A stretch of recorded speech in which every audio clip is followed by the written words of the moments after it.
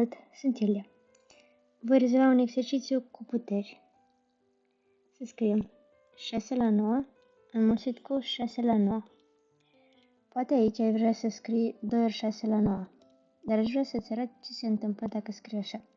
Atunci când scriem 2 ori 6 la 9 și îl descompunem, va veni 6 la 9 plus 6 la 9, adică va fi adunare, dar noi avem înmulțire. Așa că vom avea nevoie să aplicăm regulile cu puteri. Am putea scrie așa: 6 la 9 plus 9, adică 6 la 18, sau am putea scrie 6 ori 6 la 9, adică 6 ori 6, 36 la 9, și putem să scriem și aici sub formă de putere.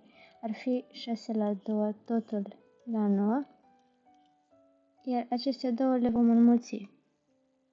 6 la 2 ori 9, adică 6 la 18. Și am obținut același rezultat în două metode, iar ambele sunt corecte. Să-i spor la teme.